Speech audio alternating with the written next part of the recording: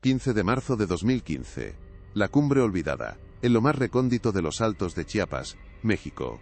Un rincón del mundo donde el tiempo parece haberse detenido, envuelto perpetuamente en la neblina que desciende de las cumbres. El paisaje se alzaba imponente, cubierto de pinos ancestrales y bañado por una densa bruma matutina que se aferraba a cada rama. El viento silbaba una melodía gélida entre los árboles, un canto solitario que apenas era interrumpido por el lejano balido de las ovejas. Un camino de tierra, serpenteante y casi invisible, se abría paso entre la vegetación, conduciendo a un puñado de casas de madera y adobe. El aislamiento era palpable, una sensación casi mística que penetraba hasta los huesos, impregnando el ambiente con el aroma a leña quemada y tierra húmeda. Pero más allá de la quietud montañesa, dentro de una de esas humildes viviendas, apenas iluminada por la titilante luz de una vela de cebo, la tensión era un cuchillo. Un grito desgarrador, ahogado y cargado de desesperación, rasgó el silencio opresivo. No era el júbilo esperado de un nuevo nacimiento, sino un eco de miedo contenido. La doctora Elena Rojas, una joven médica recién llegada a la clínica rural de la zona, observaba la escena con el corazón encogido. Doña María, la anciana partera del pueblo con el rostro surcado por décadas de partos y preocupaciones, sostenía entre sus brazos a un recién nacido. El pequeño, el quinto vástago de la familia Gómez, luchaba por su primera bocanada de aire en un mundo que ya lo recibía con un cruel designio. Las malformaciones del bebé eran tan severas y peculiares, que la doctora Rojas sintió un escalofrío que trascendía el frío de la montaña. No era el primer caso que presenciaba en la cumbre olvidada, donde las enfermedades de la sangre eran susurradas en voz baja, pero este, sin duda, superaba cualquier precedente. El tenue aroma a hierbas medicinales se mezclaba con el aliento viciado de la habitación, mientras el llanto débil del infante se volvía un lamento casi inaudible. Los susurros en Tzotzil llenaban el espacio, indescifrables para Elena, pero cargados de un peso ancestral. Sintió la humedad en el aire y la mirada desconfiada de los familiares, ojos que parecían custodiar un secreto tan antiguo como las propias montañas. Una verdad silenciada que se negaba a ser desenterrada. ¿Qué misterio tan profundo se ocultaba en las entrañas de este pueblo olvidado? El escalofrío inicial que la doctora Elena Rojas sintió en la humilde vivienda de los Gómez trascendía el frío gélido de los Altos de Chiapas. Este recién nacido, con malformaciones tan severas y peculiares, no era un caso aislado, era la pieza más reciente de un perturbador rompecabezas que Elena había estado armando desde su llegada a la cumbre olvidada. En los expedientes rudimentarios de la clínica rural, y en los relatos susurrados por doña María, se repetía un patrón de enfermedades de la sangre, que afectaban a varias familias interconectadas. Su formación moderna y su idealismo chocaban con una realidad que la desafiaba a cada paso. La determinación de desentrañar la causa de estos padecimientos, que diezmaban la salud de los niños del pueblo, se arraigó en su corazón con una fuerza inquebrantable. Cuando Elena intentó acercarse a la familia Gómez para indagar más sobre los antecedentes de salud y las conexiones familiares, se topó con un muro de silencio impenetrable. Las miradas esquivas, los susurros en Tzotzil que se acallaban abruptamente a su paso, eran un lenguaje más elocuente que cualquier palabra. El recelo hacia la ladina, la forastera con sus preguntas incómodas, era palpable en cada rincón del asentamiento. Don Pedro López, un hombre de rostro adusto y figura de respeto en la comunidad, ya había dejado claro que las costumbres ancestrales de la cumbre olvidada no eran asunto de nadie de fuera, y menos aún de una joven médica que venía a perturbar su paz. Para la gente de la cumbre olvidada, la enfermedad a menudo tenía raíces más allá de lo meramente biológico. Un castigo divino por alguna falta cometida, o un mal de ojo, enviado por un vecino envidioso, eran explicaciones tan válidas, o incluso más, que cualquier diagnóstico médico occidental. La lógica científica de la doctora Rojas, forjada en aulas universitarias de la Ciudad de México, chocaba frontalmente con una cosmovisión ancestral que protegía celosamente sus secretos y su identidad. El aislamiento geográfico de los Altos de Chiapas había fomentado por siglos no solo una cultura robusta y autónoma, sino también prácticas que buscaban mantener la pureza de la sangre y la cohesión de clanes muy cerrados. A pesar de la profunda barrera cultural y la palpable desconfianza que la rodeaba, la doctora Rojas no podía ignorar el sufrimiento silencioso de los niños. Los ojos de esos pequeños, condenados a una vida de padecimientos inexplicables, la impulsaban a ir más allá de su deber médico. El verdadero conflicto que se avecinaba no sería solo una cuestión de ciencia, sino una lucha contra siglos de aislamiento, superstición y una arraigada tradición de matrimonios endogámicos.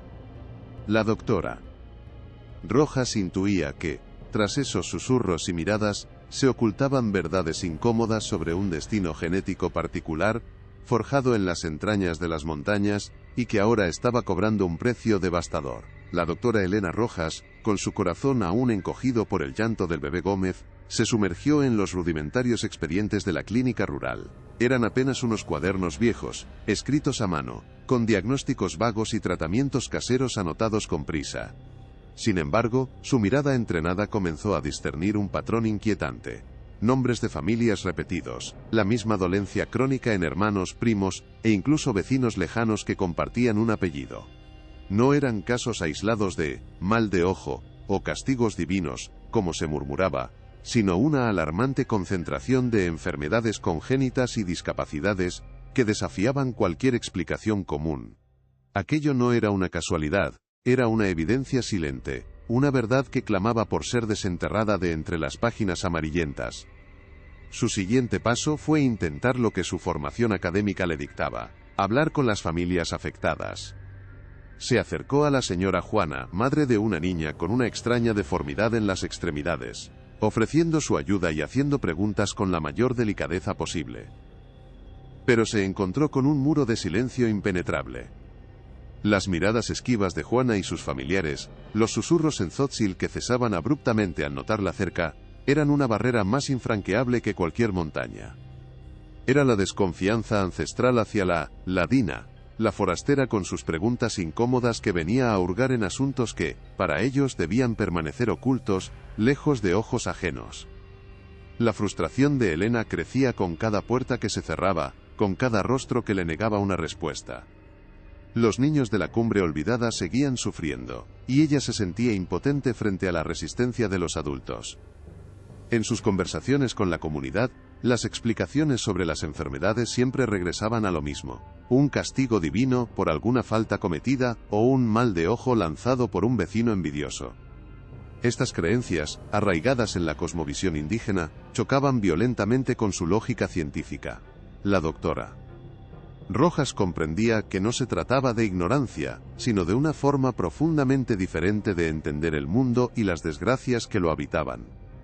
Mateo Gómez, el joven promotor de salud bilingüe de la clínica, observaba a la doctora Rojas con una mezcla de curiosidad y cautela. Había visto su persistencia, su genuina preocupación por los niños. Poco a poco, comenzó a ofrecerle pequeñas pistas, sin revelar los secretos más profundos de su gente, pero ayudándola a entender el porqué de la resistencia. Le habló de cómo las familias valoraban la unidad, de la importancia de mantener la tierra dentro del clan, y de cómo las tradiciones se transmitían de generación en generación, inmutables, como las propias montañas. Sus palabras eran un primer puente, una grieta diminuta en el muro de silencio que Elena había encontrado. Fue en esos momentos de reflexión, uniendo los hilos de los expedientes médicos, las miradas evasivas y las palabras cautelosas de Mateo, cuando la doctora Rojas empezó a formular una hipótesis perturbadora. El patrón de enfermedades, la interconexión de las familias, el aislamiento geográfico de la cumbre olvidada y la necesidad de mantener la sangre pura, tal como le había insinuado Mateo sobre las costumbres matrimoniales, apuntaban a una única y devastadora verdad: la endogamia. Era un destino genético forjado por siglos, un secreto oscuro que ahora se manifestaba en el sufrimiento de los niños, y Elena estaba decidida a desentrañarlo, sin importar cuán profunda fuera la resistencia. Elena, impulsada por la urgente necesidad de confirmar su hipótesis, decidió dar un paso más allá de las conversaciones informales. Con la ayuda de Mateo, intentó programar una pequeña campaña de salud preventiva, esperando así obtener datos más estructurados sobre los antecedentes familiares y el estado de salud general de los niños. Su plan era ofrecer atención básica y, discretamente, iniciar un registro más detallado. Sin embargo, la reacción no se hizo esperar. Don Pedro López, con su autoridad inquebrantable, convocó a los jefes de familia en la plaza. Con palabras firmes en tzotsil que Mateo tradujo con pesar, dejó claro que cualquier interferencia externa era una amenaza a sus costumbres, prohibiendo explícitamente a cualquiera del pueblo participar o compartir información con la médica forastera. El muro de silencio que Elena ya conocía se transformó en una barrera activa y hostil, una declaración abierta de resistencia que le heló la sangre. La prohibición de don Pedro no era una sugerencia, sino un edicto que resonó con la fuerza de la tradición ancestral. La gente de la Cumbre Olvidada, profundamente arraigada a sus líderes y a sus costumbres, acató la orden sin objeciones visibles. Las miradas, antes esquivas, se volvieron abiertamente desconfiadas, algunas incluso hostiles. Las madres que antes habían dudado, ahora se negaban rotundamente a abrir sus puertas o a permitir que Elena se acercara a sus hijos. El aire se cargó de una tensión palpable, y cualquier intento de Elena por acercarse, por más genuino que fuera, era recibido con un silencio sepulcral o un rápido portazo.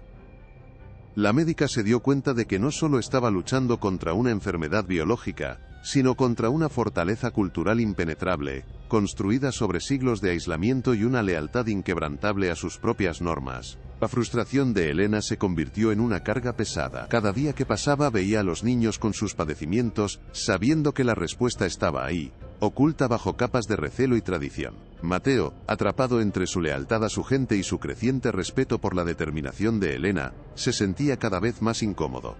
Sus susurros de apoyo se volvieron más cautelosos, temeroso de las represalias. La doctora Rojas, sin embargo, no podía rendirse. El llanto silencioso de esos pequeños, su sufrimiento inexplicable, se había grabado en su alma, impulsándola a buscar una forma de romper ese cerco. La Cumbre Olvidada no solo guardaba secretos genéticos, sino también un profundo desafío a su propia vocación, una prueba de fuego para su idealismo frente a la dura realidad de un pueblo que se negaba a ser salvado de sus propias creencias. La prohibición de don Pedro había cerrado las puertas de la Cumbre Olvidada, pero no la determinación de Elena. El llanto mudo de los niños, las miradas perdidas de las madres, se habían grabado a fuego en su alma, impulsándola a buscar una grieta en ese muro infranqueable. Sabía que la ciencia le daría las respuestas, pero necesitaba muestras, pruebas irrefutables, que su formación médica en la Ciudad de México le exigía. Mateo, testigo silencioso del sufrimiento de su gente y de la inquebrantable voluntad de la doctora, sentía crecer su lealtad hacia ella. En sus conversaciones discretas, el joven promotor de salud le insinuó que, si bien el miedo era profundo, había una madre, Sofía, cuya desesperación superaba el temor a la tradición. Su hijo, Juanito, padecía de convulsiones severas y un retraso en el desarrollo que los curanderos ya no podían paliar, y ella estaba al borde del abismo. Mateo se convirtió en el puente crucial. Con paciencia y tacto, habló con Sofía, recordándole la promesa de Elena de no juzgar, sino de buscar una cura. La joven madre, con el rostro marcado por noches de insomnio, y la angustia de ver a su pequeño consumirse, accedió con el corazón encogido. El riesgo de desafiar a don Pedro y a las costumbres era inmenso, pero la esperanza, aunque pequeña, era un bálsamo en su dolor. Elena, con la voz suave pero firme, le explicó la posibilidad de que las enfermedades de la sangre tuvieran una explicación científica, ajena a castigos divinos, y le ofreció la promesa de total discreción.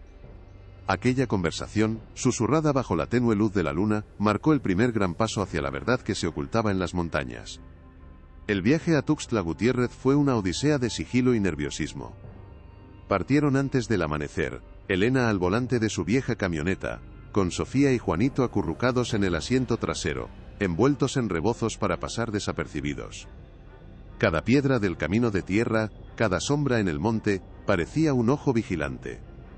El miedo a ser descubiertas era palpable, un nudo en el estómago que las acompañó durante horas, mientras dejaban atrás la neblina de la Cumbre Olvidada.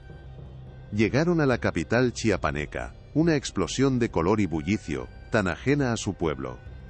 En un laboratorio modesto, pero conectado con la red de salud estatal, Elena coordinó la toma de muestras de sangre del pequeño Juanito y de sus padres, enviándolas de inmediato a un centro especializado para análisis genético, bajo el discreto apoyo del Dr. Morales, quien, aunque escéptico, había autorizado los exámenes.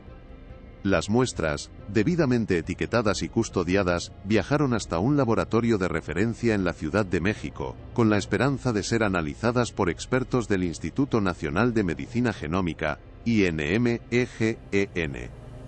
Elena había insistido en que se realizaran pruebas de secuenciación de ADN y análisis de marcadores genéticos que pudieran identificar regiones de homocigosidad, claros indicadores de consanguinidad. La espera fue una agonía silenciosa.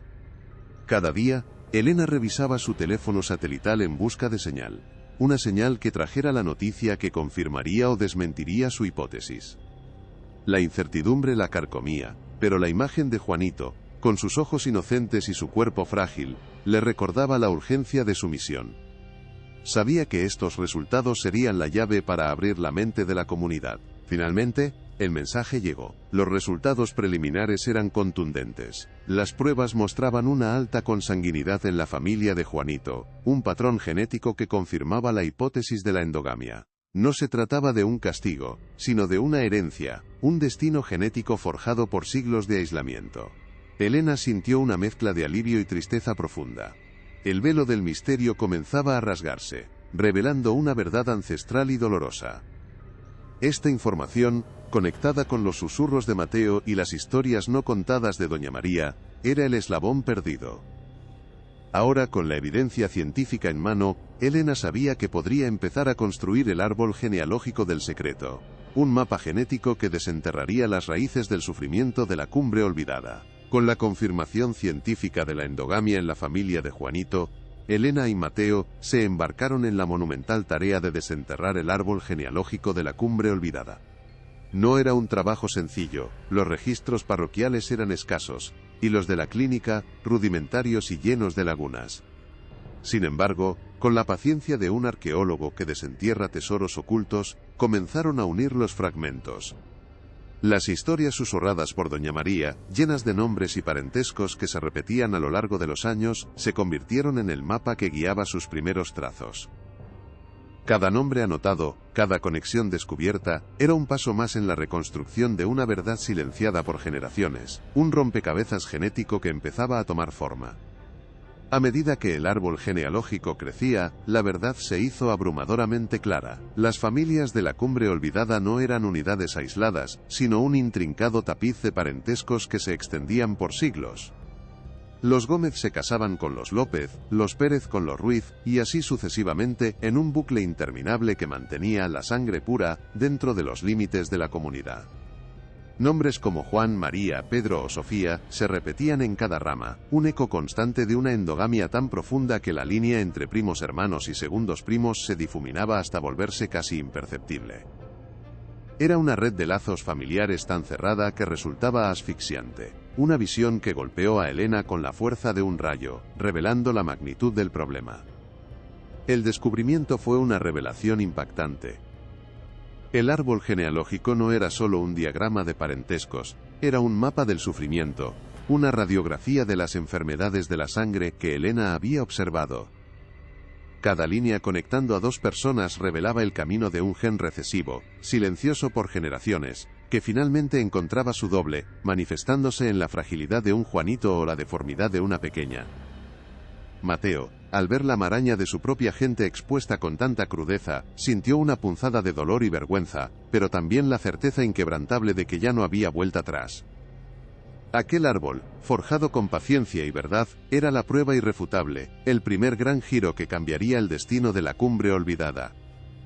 Si has llegado hasta aquí, comenta La Verdad Duele, para unirte a la conversación. La doctora Rojas, con el sólido respaldo de los resultados genéticos y el meticuloso árbol genealógico, se presentó ante el doctor Ricardo Morales. Su escepticismo inicial se disipó al ver la contundencia de las pruebas. La endogamia no era una teoría, sino una verdad científica innegable que explicaba el perturbador patrón de enfermedades en la cumbre olvidada. El doctor Morales, un hombre de ciencia aunque cauto, comprendió la magnitud del hallazgo y el imperativo ético de actuar. Le ofreció a Elena su apoyo institucional, conscientes ambos de la delicadeza del asunto y la resistencia que enfrentarían. No podían ignorar el sufrimiento de los niños. La salud pública exigía una intervención, aunque fuera a costa de desafiar costumbres ancestrales. La decisión de exponer la verdad a la comunidad, por muy incómoda que resultara, estaba tomada y era inaplazable. La noticia inevitablemente se filtró como un rumor frío y cortante por los senderos de la Cumbre Olvidada, esparciéndose con la velocidad de un incendio forestal. No tardó en llegar a oídos de don Pedro López, quien la recibió con una furia contenida pero palpable, que le encendió los ojos. Para él, las pruebas científicas de la ladina no eran más que una afrenta, una difamación a la memoria de sus ancestros y un ataque directo a la identidad inquebrantable de su pueblo. Convocó a una reunión urgente en la plaza, donde su voz, cargada de una autoridad ancestral, tronó en Tzotzil, acusando a la doctora Rojas de mentir, de querer destruir sus costumbres y de sembrar la discordia. Era una declaración de guerra abierta contra cualquier injerencia externa, un llamado a cerrar filas y defender lo que consideraban suyo. La asamblea de don Pedro reforzó el muro de resistencia, transformando la desconfianza pasiva en una abierta hostilidad que se sentía en el aire. Las miradas de la gente se volvieron más duras, el silencio más pesado, y las puertas se cerraron aún con mayor hermetismo. El ambiente en la Cumbre Olvidada se tornó asfixiante para Elena. Los niños, antes curiosos, ahora se escondían tras las faldas de sus madres. Mateo, atrapado entre su creciente respeto por Elena y la inquebrantable lealtad a su pueblo, sentía la presión de su gente carcomiéndolo. Sabía que don Pedro era un hombre poderoso, sus palabras eran edictos, y temía las represalias para él y para Sofía, la madre de Juanito, si la doctora Rojas continuaba con su empeño. La tensión era un cuchillo, una prueba de fuego para la determinación de la médica. A pesar del cerco y de las amenazas veladas, la doctora Rojas no cedió un ápice en su convicción. El sufrimiento silencioso de los niños era una voz que no podía silenciar, un clamor que resonaba en su conciencia. Con el apoyo del doctor Morales, y la promesa incondicional de Mateo de estar a su lado a pesar del riesgo, decidió convocar una asamblea comunitaria propia. Sabía que era un riesgo inmenso, que se enfrentaba a la ira de don Pedro y a siglos de tradición, pero era la única forma de presentar la verdad directamente, sin intermediarios ni tergiversaciones. Preparó sus argumentos con meticulosidad, traduciendo la complejidad de la genética a un lenguaje comprensible, buscando no juzgar, sino ofrecer una solución. La fecha fue fijada, el lugar elegido, la misma plaza donde don Pedro había intentado silenciarla. El pulso de la Cumbre Olvidada estaba a punto de acelerarse, llegando a un punto sin retorno. La plaza de la Cumbre Olvidada se convirtió en un escenario de tensión palpable, donde la bruma matutina parecía condensar el recelo. La doctora Rojas, flanqueada por un nervioso Mateo y el cauto doctor Morales, se enfrentó a un mar de rostros adustos y desconfiados. Con voz serena, proyectó las imágenes del árbol genealógico, explicando con paciencia cómo los lazos familiares se habían cerrado sobre sí mismos durante siglos, no como un castigo divino, sino como una herencia genética. Antes de que pudiera terminar, don Pedro López se levantó, su voz retumbando con la autoridad de un trueno. En Tzotzil, acusó a Elena de difamar a sus ancestros, de sembrar la discordia con mentiras forasteras y de intentar destruir la esencia misma de su pueblo. El aire se hizo irrespirable, cargado con el peso de la tradición y la furia. Cuando la asamblea parecía desmoronarse en un torbellino de gritos y acusaciones, una figura se alzó lentamente desde el corazón de la multitud, doña María. Su presencia impuso un silencio reverente, sus ojos, testigos de innumerables vidas y muertes, se posaron sobre Elena con una mezcla de pena y comprensión. Con voz en Tzotzil, cargada de la sabiduría de los años, corroboró las palabras de la joven médica. Habló de generaciones de niños que habían sufrido enfermedades de la sangre, un patrón que ella misma había visto repetirse, una verdad que había guardado en su corazón por demasiado tiempo. Su testimonio no era ciencia, sino la vivencia de un pueblo, una confesión que caló hondo, abriendo una grieta en el muro de desconfianza que don Pedro había levantado. En ese instante de vacilación colectiva, mientras la comunidad sopesaba las palabras de doña María, un grito ahogado rompió el tenue equilibrio. Juanito, el bebé de Sofía, se retorció en los brazos de su madre, sus pequeños miembros estremeciéndose en una convulsión severa, sus ojos fijos y vidriosos. El drama se desplegó ante los ojos de todos, una manifestación cruda y dolorosa de la verdad que Elena intentaba comunicar. Sin dudarlo un segundo, la doctora Rojas se abalanzó, administrando los primeros auxilios con una rapidez y pericia que silenciaron a la multitud. La vida de Juanito pendía de un hilo, y en ese acto desesperado, la comunidad de la Cumbre Olvidada se vio forzada a confrontar la devastadora realidad. La endogamia, el secreto ancestral, era el verdadero origen del sufrimiento de sus hijos.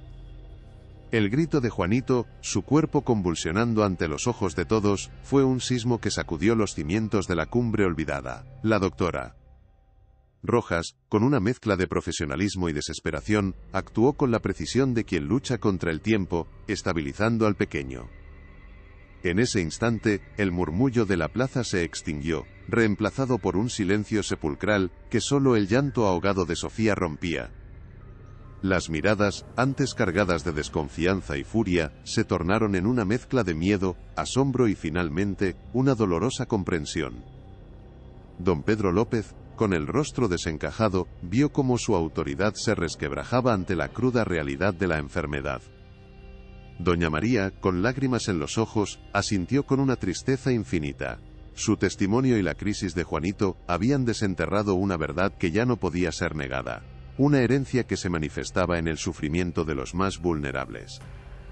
La comunidad se enfrentaba a las consecuencias ineludibles de siglos de aislamiento y costumbres arraigadas, a un destino genético que reclamaba su precio. La asamblea no terminó con aplausos ni resoluciones fáciles, sino con la promesa tácita de un camino nuevo y difícil.